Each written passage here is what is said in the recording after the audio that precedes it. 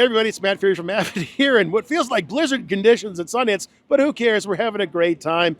And why not? Because we're talking to Taylor Levy, editor of A Different Man. Taylor, it's been a while since I've seen you. We talked about Bodies, Bodies, Bodies a while ago. That's a really cool horror movie, kind of. If you haven't seen it yet, check it out. But A Different Man, that's what we're here to talk about. Tell me what A Different Man is about. A Different Man, it's a little hard to describe. It's a very unique movie, I think. It's about a man who has like a facial disfigurement who wants to be an actor. And he decides to go through a procedure where he ends up looking like Sebastian Stan in the end. But he then comes across a role that was perfect for the former version of himself. And it's essentially like a big like grass is the grass greener? And the real point of the movie is like, how do we see ourselves and how do we think the world sees us, and how does that affect the way we like navigate our lives and the decisions we make? Yeah. Another very simple Sundance movie. That's everyone always like, how do I get into Sundance? Well, come up with a movie that's really different and challenging and unique. So how did you get on this project?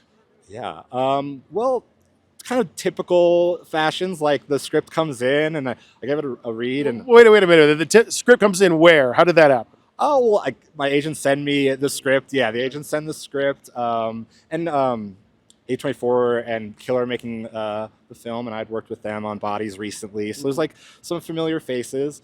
And as soon as I read the script, I was blown away. Like immediately, so few scripts I read are like, this is a singular like artist who's behind this. And I was just so eager to like get the opportunity to work with someone like that. And that was exactly like what the experience ended up being. Yeah. When you are talking to somebody about a project like this, we're talking to the director, your agent gets the script. We often talk about, what the director asks the editor. For you, again, you're committing your time and your effort and your energy into a project like this. What do you want to know from the director? What do you interview them about? That's a great question. I usually try and understand the way they're seeing their own script. There's so many ways to interpret the words on a page, and specifically with A Different Man, the tone of the movie is it's interesting. It's not like a thing I think I've like really come across too often before. So I wanted to ask Aaron, like, how do you see this? Is this grotesque? Is this comedic? Is this psychological? Because you can take it any one of those ways. And so I thought the movie might have been a little bit darker than the way Aaron imagined it. So talking to him about it, I was like, oh, there's room for light in the movie. And, when everyone sees the movie, I think it's actually way lighter than I ever imagined. And that's part of the strength of it, this mix of tones a little bit and these mix of ideas that the character has to go through. Yeah. Okay, so you talk to Aaron, you read the script, you're blown away, and you say, I'm in. And then what do you do next to prepare for that? What do you set up for an editing environment for yourself? How does that work? Oh, cool. I usually like to ask the director, like, what are some things that inspired you to do this? Or what are some things you just like? What's music you like? What's art you like? Like, what do you like to do? Like, let's see if we're like similar in any ways where when we get in the room for 9 months for hours on end, that like when we're eating lunch, we could have some nice small talk and like kind of cut through the tension a little bit. So I always ask like, yeah, like, is there an inspiration behind this? Where does this come from? Like, is there something personal behind this? And what parts of this mean the most like to you, both artistically and sentimentally, I guess? Yeah. And tell me about your assistant or assistants for this. How did you work with them? Tricky question on this movie. Small budget, small movie. I had an assistant for dailies, wonderful assistant Bart Keller in New York, who worked remote while I was in office. And he got me through dailies, getting everything, in and set up. And sadly, once we got the director's cut, he had to step off the project. So I worked mostly solo for the majority of the edit. Another great friend and great editor, Adam Dictorow, has a film here as well. We talked to him earlier today. Yeah. It wasn't quite as snowy, but it was snowing. Yeah, he came in to help some of the last finishing bits, and great hands, very trustworthy hands to have come in. Yeah. And are there any particular features in Media Composer that you relied upon to really help tell this story? Oh, well, we love Media Composer and everything about it. Well, thank you. That's good. I'm trying to think. Well, I was working in 2018 on this one. I think this is the last time I'll probably use 2018. I've been using 2021 lately. And this was a 16 millimeter project. So I just, set up a film project the way I always learned back in the day. And it just felt kind of like storied, like I was working on an older film in an older time period. And I'm trying to think, like, slipped a few perfs, which I don't get to do that much anymore. What else do we do in the? Well, in the Avid? not to interrupt your flow, but so the shooting on 16 millimeter, I haven't heard that in a little bit. What was the decision? Obviously, 16 versus 35, it's more affordable, Yeah. but from an aesthetic standpoint, why go through that?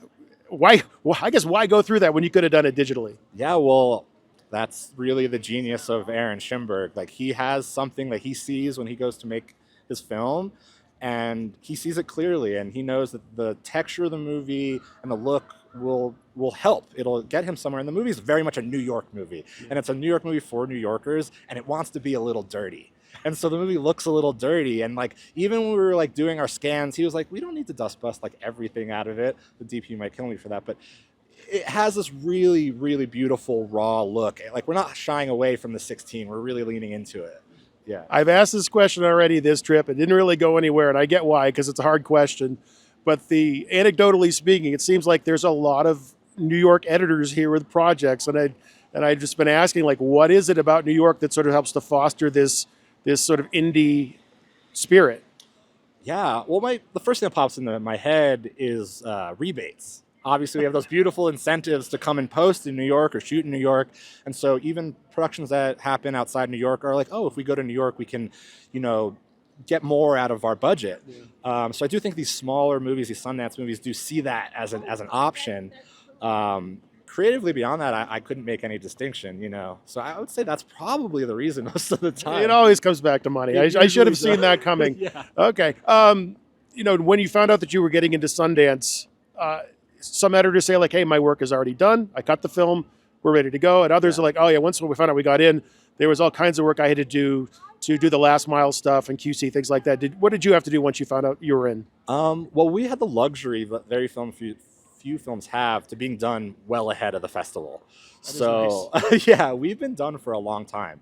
So we wrapped like pleasantly, just a nice finishing process, nice schedule, just clean, and we've been sitting on it ever since. You mentioned you asked Aaron, like, what is your vision for this? What do you see this? What genre of film is this, or what is the tone of this? Were you able to screen this for anybody, whether it was full audience screening or for friends and family, to figure out exactly what this movie should be? Yeah, it's an important part of the process, I think. For us on this film, once we got to our cut, we had I think we had 3 people come in at a time. I think we did maybe 4 or 5 3-person friends coming in, intimate screenings to get a sense on the general responses to the movie. Yeah. And then we did some bigger friends and families, of course, 50 people in a theater with some paper sheets and stuff. And then moving on to big tests where we find out what a general audience might think. But the ones in the room with the friends, that's really where the juice is. I saw Steven Soderbergh talking last night, and he mentioned an idea of you rush to break it as fast as you can when you're editing. And I really like that idea. It's if we break it real fast, then all we're doing is making it better from that point forward. So you get to that screening, you screen it, you figure out where you're at, and then hopefully from that point forward, you're only making the movie better. Well, he really knows what he's talking about, and I think you do, Taylor. Otherwise, he wouldn't be here. I could tell by the snow piling up on the mic. I should probably wrap things up. So congratulations on being at Sundance, and thank you for taking some time to talk to us today. Yeah, thanks so much, Matt. I always enjoy talking to Avid, and I always love being at Sundance. Awesome. Well, there you have it, Taylor Levy. He's freezing, I'm freezing, so we're going to wrap it up. Look for a different man, and look for more great content from Avid here at Sundance. See you soon.